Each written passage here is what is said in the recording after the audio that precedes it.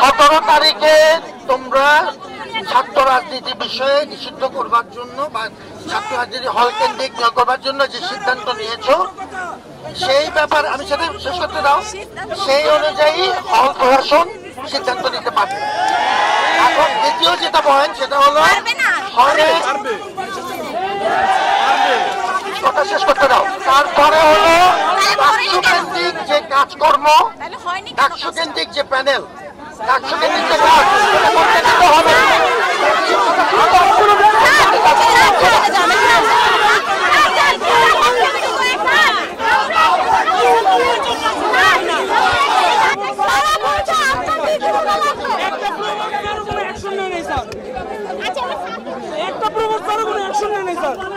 ঘোষণা কিন্তু 17 জুলাই হয়ে গেছে, 17 জুলাই ঘোষণা হয়ে গেছে। তারপর হল প্রবস্থা ওরা বাইরে থেকে পার্টিসিপেট করো। তারপরে যে গুপ্তগুলো ওরাও কেন কমিটি দিবে? গুপ্তগুলো কেন কমিটি থাকবে? হলের কোনো কমিটি চাই না আমরা। মধ্যপন্থী কোনো রাজনৈতিক সংগঠনের কমিটি চাই না আমরা। কোন প্রকার কমিটি চাই না। আপনি বলছেন হল প্রশাসন, তার মধ্যে হল প্রশাসন ঘোষণা দিবে। হল পর্যায়ে 17 তারিখের সিদ্ধান্ত অনুযায়ী রাজনৈতিক কর্মকাণ্ডের বিষয়টি নিয়ন্ত্রিত থাকবে এবং সেটি হল প্রশাসন যেভাবে চাইবে সেভাবে হবে।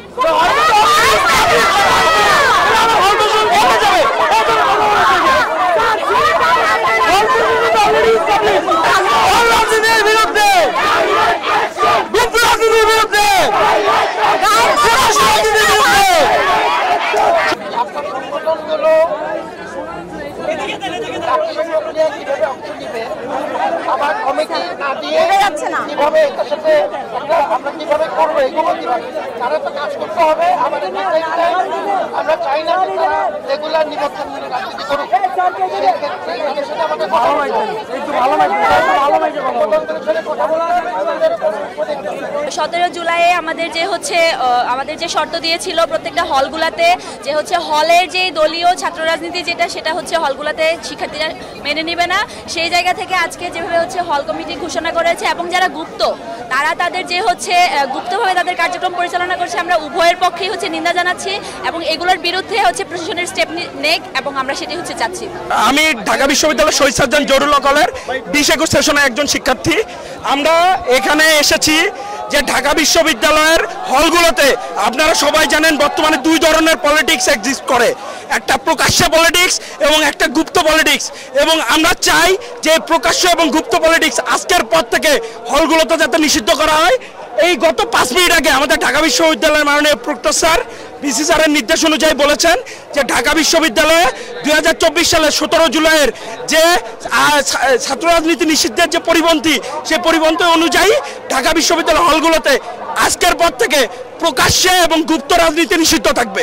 এটা আমাদের ঢাকা বিশ্ববিদ্যালয়ের সমস্ত সাধারণ শিক্ষার্থী থেকে লাউড অ্যান্ড ক্লিয়ার স্টেটমেন্ট। শুধুমাত্র প্রকাশ্য এবং গুপ্ত আমরা শুধুমাত্র ছাত্র দলকে দোষ দিতে চাই না, আমরা ছাত্র শিবিরকেও দোষ দিতে চাই না। আমরা চাই সব ধরনের পলিটিক্স, ছাত্র দল, ছাত্র শিবির, বাকশাস, ছাত্রলীগ তো আগে থেকে নিষিদ্ধ এবং বাম সংগঠন সব রাজনীতি আজ থেকে হলে নিষিদ্ধ থাকবে।